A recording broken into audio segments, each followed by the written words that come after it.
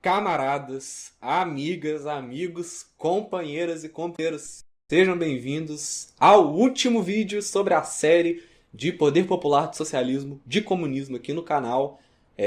Enfim, eu tô ficando doido já, tô maluco porque tô gravando tudo na sequência, já foi mais de 2 horas de gravação bruta aí, mas vamos continuar, vamos terminar essa tarefa que a gente começou juntos e vamos discutir um pouco, finalmente, sobre, de fato, per se, o poder popular, socialismo e comunismo. Vamos lá? Vamos lá. Então, para começar, a gente vai falar um pouco sobre o poder popular, mas primeiro é preciso que a gente retome um pouco, né, as bases que a gente criou durante esses 3 outros vídeos para a gente entender um pouco mais de onde a gente vai começar a nossa análise do poder popular.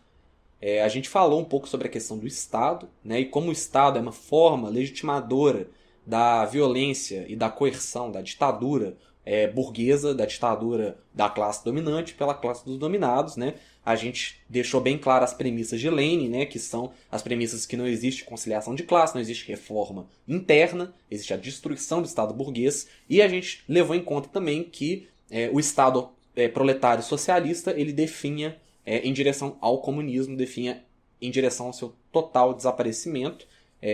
Isso não quer dizer que desapareça todos, enfim, a gente vai chegar lá, calma, vai chegar lá.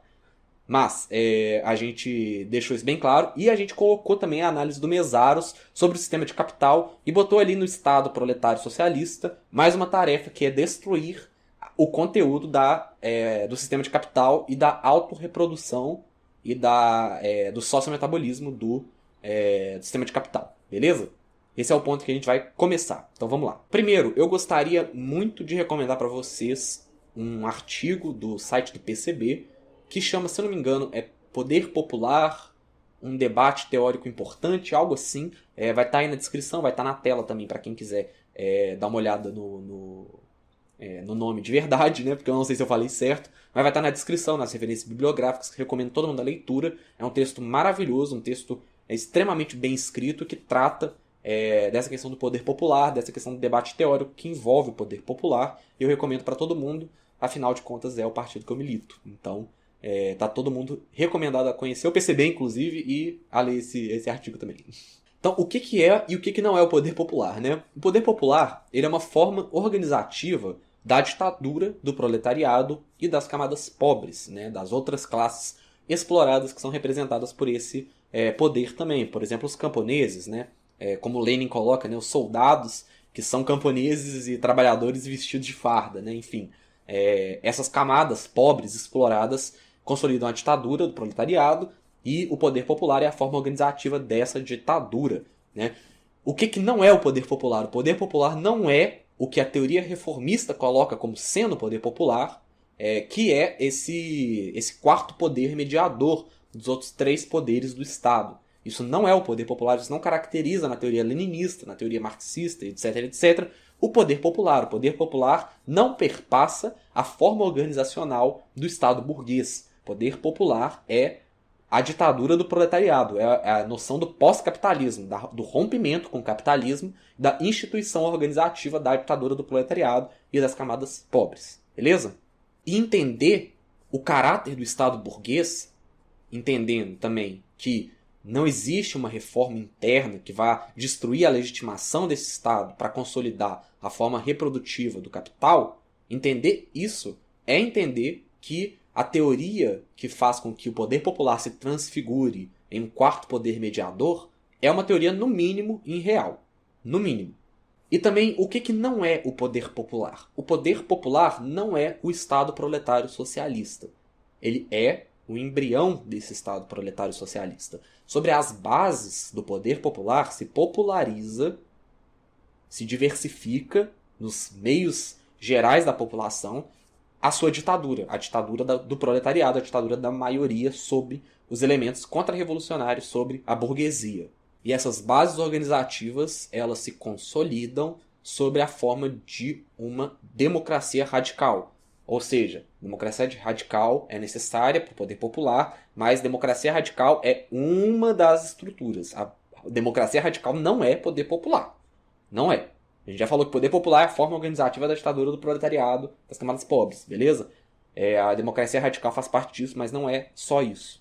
E aí, camaradas, entra a parada que a gente discutiu no terceiro vídeo, que é a questão do mesaros, né? Que é muito importante, por quê? Porque daí surge a possibilidade de consolidar um Estado socialista que, segundo o que a gente viu no Mesaros, perpassa pela ótica da destruição do sistema de capital, não só do Estado burguês.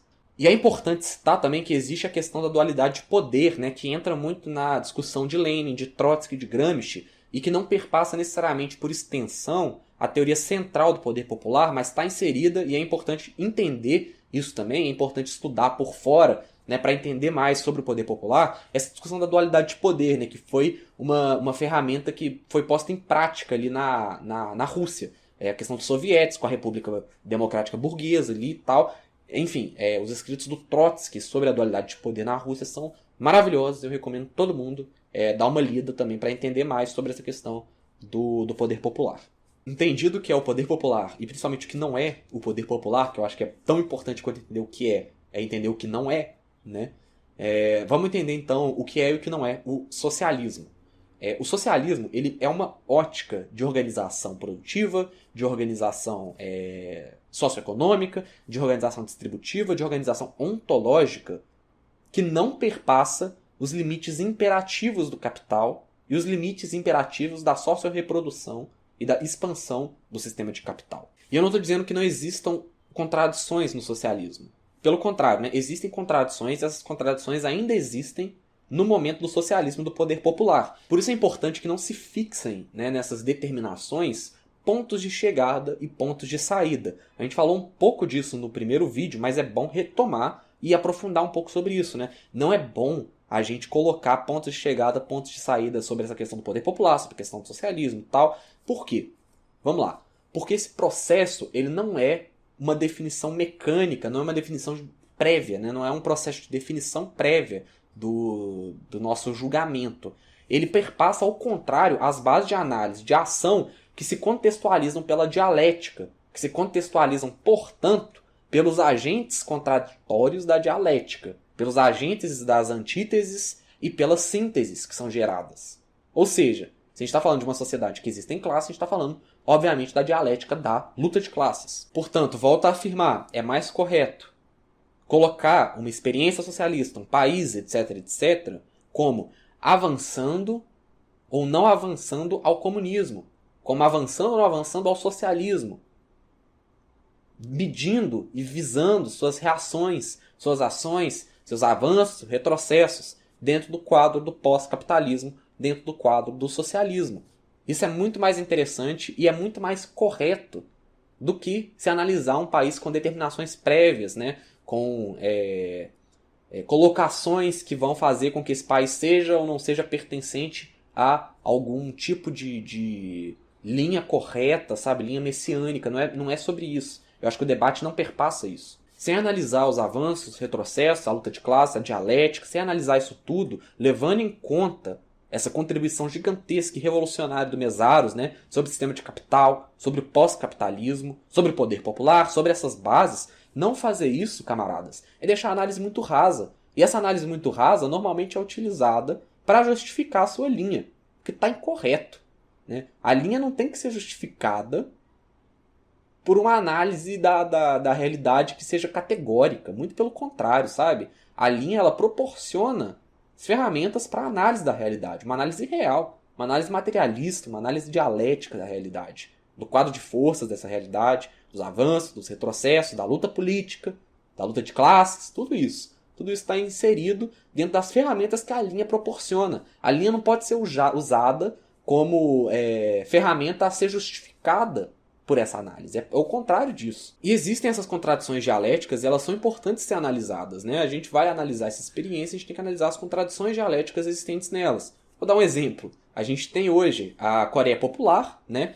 Que a maior parte da economia dela está edificada sobre bases que não são controladas pelo imperativo do capital e, salvo algumas exceções, essa base está se organizando por formas socialistas de produção e distribuição. Só que tem essas exceções, né? As zonas econômicas especiais, por exemplo, algumas outras áreas dos ramos industriais e produtivos que são consolidados pelo capital estrangeiro, etc., pelo investimento estrangeiro, né? Isso tudo perpassa dentro da Coreia com quadros diferentes análise com quadros diferentes de avanços e retrocessos. Beleza? Isso acontece. Agora, se a gente for usar os imperativos, é importante a gente colocar a Coreia, ela não pode ser imperativamente colocada como socialista, já que existem formas reprodutivas e formas distributivas do capital dentro da Coreia que são edificadas sobre essa análise do pós-capitalismo, né? Ao mesmo tempo, a gente classifica a Coreia então como capitalista, como o quê? Né? O que a gente coloca como classificação imperativa da Coreia, já que a maior parte da sua economia está edificada sobre bases que não são controladas por esse sociometabolismo do capital. E aí que entra a análise, aí que entra o ponto-chave, né, do entendimento do caráter do Estado, do entendimento do que é o socialismo, do que é o poder popular. Por quê? Esse debate ele já está feito com a premissa incorreta. Né? Não existem respostas corretas para uma pergunta que foi formulada de maneira incorreta. Isso não existe. Esse debate está perpassando uma esfera que não é relevante, eu acho. Ou que talvez seja secundária, sabe? Porque o debate principal da Coreia, o debate principal das experiências de poder popular guiadas pelo socialismo, são debates que devem perpassar os avanços, os retrocessos, a dialética da luta de classes, e não colocar momentos definidos por período e tempo histórico para classificar imperativamente uma experiência, sabe? Eu acho que é uma perda muito grande de informação e uma perda muito grande de experiência, se a gente fizer essas análises tão rasas assim. Esse eu acho o ponto principal, sabe? Eu acho que é o ponto que a gente deveria trabalhar melhor. Porque se a gente discutir as coisas imperativamente nesse âmbito, a gente está perdendo grande parte da análise.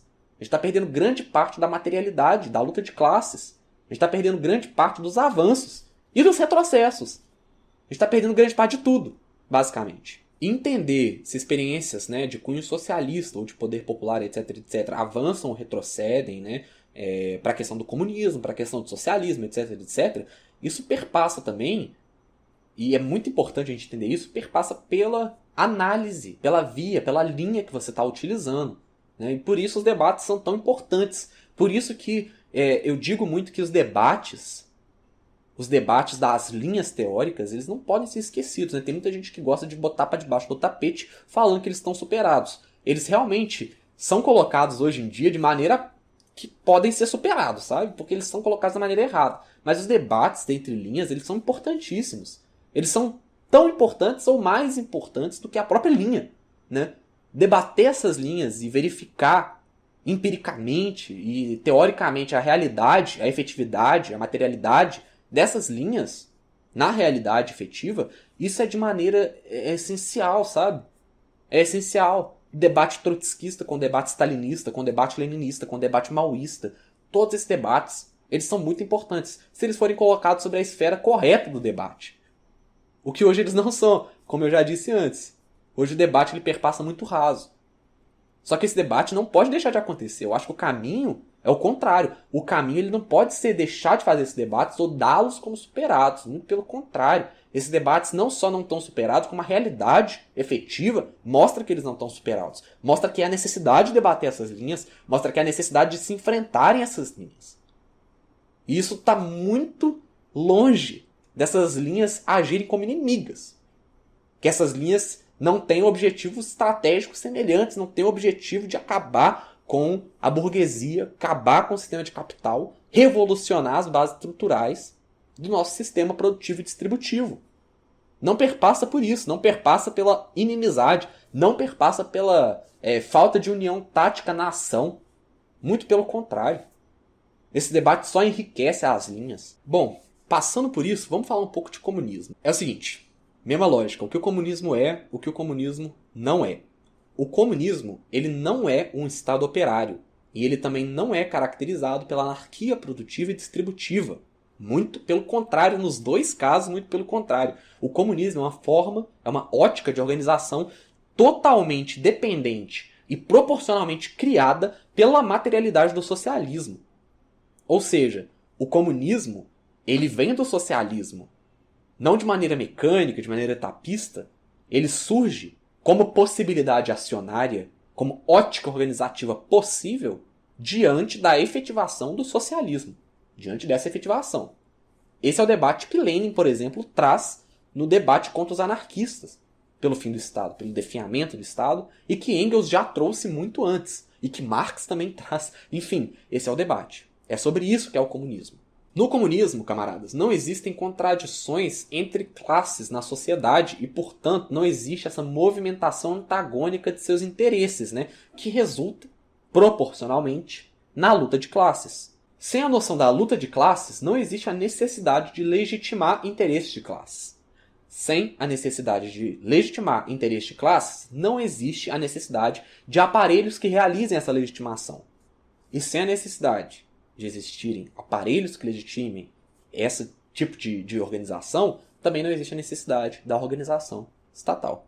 Agora deu para entender mais ou menos por que a gente debateu tanto o caráter do Estado? É por causa disso. Para entender esse ponto. Para entender esse ponto específico, principalmente da teoria do comunismo. Porque nesse ponto específico, o que a gente está falando é da não necessidade e, portanto, definhamento e não destruição. Deu para pegar? Dos aparelhos do Estado. Isso por quê? Porque as estruturas criadas sobre o Isso por quê? Porque as estruturas criadas sobre o socialismo, né, são legitimadoras dos interesses de classes, assim como as estruturas capitalistas são legitimadoras de interesses de classes. Porque as estruturas do socialismo, que são criadas no socialismo, elas são legitimadoras dos interesses de classes, tão como são as estruturas capitalistas. A diferença é que a classe que está sendo legitimada pelas estruturas socialistas é a classe trabalhadora, são as classes que antes eram exploradas no capitalismo. E as classes oprimidas por essas estruturas são as classes que antes detinham o poder da ditadura burguesa. Essa é a grande diferença. Mas no socialismo, essas estruturas continuam existindo. Elas continuam legitimando os interesses de classe. Elas continuam lá. Agora, quando o conflito entre as classes deixa de existir, a classe como classe, o conceito de classe, né, ele já não vale mais para nenhum tipo de análise, entendimento da realidade. Porque se não há luta de classe, se não há essa ferramenta de antagonismo de classe, e portanto não há luta de classes, não tem porquê a classe como classe ela deixa de ser uma análise coerente. E por isso, e nesse sentido, no sentido de não ser mais classe como classe, interesses de classe, as classes também desaparecem no comunismo. E olha que interessante, o pessoal fala muito sobre essa questão da anarquia produtiva, né, e distributiva e organizacional, etc, etc, no comunismo. E é importante a gente falar que as estruturas que são geradas pelo socialismo para legitimar as classes, os interesses de classes, essas estruturas elas não desaparecem, elas não são destruídas, não. Essas estruturas elas deixam de representar interesses de classe. Porque já não existe mais classe como classe dentro do comunismo. Ou seja, não é que a gente cria estruturas e depois destrói elas para voltar para a anarquia produtiva ou anarquia distributiva. Muito pelo contrário. Estruturas continuam existindo na sociedade, na vida social, na vida ontológica das relações sociais e produtivas, né, entre seres humanos. A diferença é que não há mais a legitimação dos interesses de classe. Porque não há mais classe. Não existe mais classe como classe. Isso é muito interessante. E existe uma problemática muito grande sobre a língua inglesa e o comunismo, né? Porque a língua inglesa caracteriza regimes e experiências como comunistas. Isso causa uma confusão gigantesca. A gente vê falando, por exemplo, em inglês é Communist China, né? China comunista. Ou então, enfim, a gente vê isso demais. Communist Hungary, né? Hungria comunista. E eles utilizam esse tipo de linguagem, obviamente pela semântica da língua, né? Mas mais que isso, né? Isso é uma forma também de alienar o processo teórico, né? Porque rola uma assimilação rápida, principalmente pra gente, que é quintal dos Estados Unidos. E para os próprios Estados Unidos. Rola uma assimilação muito rápida entre o comunismo e o que eles repetem ser comunismo. E, portanto, rola essa inversão. Né? O que é o comunismo que a gente acha que é o comunismo, porque repetiram na nossa cabeça que aquilo é o comunismo. Que comunismo quer dizer isso. Por exemplo, comunismo quer dizer China. Sendo que não tem ligação nenhuma. A China não é comunista. Nenhum país foi comunista. Não faz nem sentido pensar em organização estatal comunista, sabe? Isso não faz o menor sentido. Então, é por isso que a discussão se torna tão importante também, e tão importante a gente utilizar corretamente os termos, né? Utilizar corretamente o que é o comunismo. Quando a gente está falando de comunismo, a gente está falando de uma sociedade sem Estado. E que não quer dizer que ela seja uma sociedade baseada em nenhuma estruturação. Isso quer dizer que a sociedade não tem Estado, porque o Estado é um órgão de legitimação dos interesses de classe. Esse é o sentido que a gente dá. E é por isso que é importante a gente fazer essa diferenciação. E é por isso que é importante a gente colocar o poder popular, colocar o socialismo, colocar o comunismo nas nossas análises. Nas análises das experiências. Na voz do povo. É importante. E é mais ou menos isso. Acho que é mais ou menos isso que eu quis falar. Tá começando uma obra aqui do lado, mas eu tô gravando tudo de uma vez só, então espero que fique bom o áudio. Se não ficar, me desculpem, tá? Eu espero que tenha dado pra entender, eu espero que tenha feito sentido o que eu tenha trazido pra vocês. E é isso. Espero que tenham gostado. Muito obrigado. Até a próxima. A gente se vê. Tchau.